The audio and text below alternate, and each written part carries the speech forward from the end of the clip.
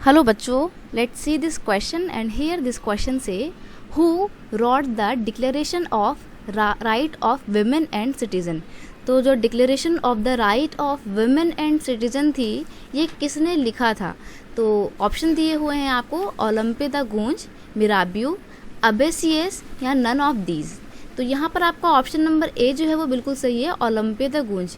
ये एक विमेन थी फ्रांस की, रेवोल्यूशनरी फ्रांस की एक बहुत ही पावरफुल वुमेन थी जो महिलाओं के लिए, विमेंस के लिए पॉलिटिकली काफ़ी एक्टिव थी। इन्होंने विमेंस को जो बेसिक राइट से डिप्राइव किया गया था फ्रांस में, उसके अगेंस्ट में अपनी वॉइस रेज की थी। ठीक है, इन्होंने वॉइस उठाई थी कि जो विमेंस हैं उनको भी बेसिक राइट्स मिलने चाहिए, क्योंकि क्या होता है ना, नेशनल असेंबली जो कॉन्स्टिट्यूशन बनाती है और declaration of the right to man and citizen जिसमें साइन किया गया होता है, जो पास होता है, उसमें विमेंस को किसी भी तरीके का कोई बेसिक राइट नहीं दिया जाता है। तो ओलंपे द गूंज इसको बहुत क्रिटिसाइज करती है, इसका बहुत विरोध करती है और विमेंस के लिए भी बेसिक राइट्स की डिमांड करती हैं। ठीक है, तो ये इससे पता लगता है कि ये बहुत ही पावरफुल विमेन थी जो महिलाओं की हक की आवाज़ जो है वो उठाया करती थी।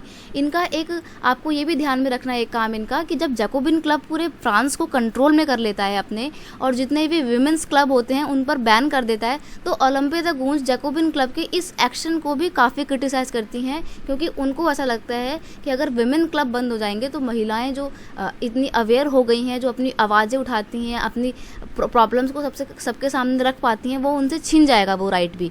तो इन्होंने विमेन क्लब को बैन करने का जो डिसीजन था जैकोबिन क्लब का, उसका भी काफ़ी क्रिटिसिज्म किया, उसको भी बहुत आलोचना की, उसकी विरोध किया उसका।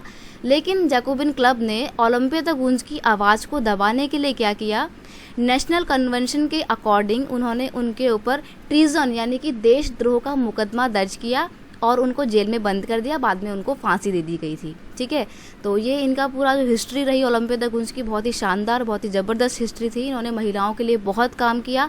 इन्होंने declaration of right of women and citizen भी लिखा, जिसमें उन्होंने महिलाओं के लिए बेसिक राइट्स की मांग की थी। इन्होंने एक बहुत ही प्यारी सी कोटेशन, बहुत ज़बरदस्त कोटेशन दी थी। इन्होंने कहा था कि महिलाओं की जो समस्याएं हैं, वुमेन्स की जो प्रॉब्लम है, उसको वुमेन्स ही ज़्यादा अच्छी तरीके से सामने रख सकती है, महिलाएं ही अपनी प्रॉब्लम्स को ज़्यादा अच्छे से बता सकती हैं। कोई जेंट्स या कोई बॉय उनकी प्रॉब्लम्स को उतने अच्छे तरीके से समझ नहीं सकता है, इसलिए वुमेन्स को भी पॉलिटिक्स में एंट्री मिलनी चाहिए ताकि वुमेन्स के लिए भी कुछ अच्छा पॉजिटिव काम किया जा सके। तो ये थी इनकी powerful quotation. I hope you understand the whole concept of Olympe de Gouges, who was she and what she did in the past. ठीक है, बेस्ट ऑफ लक।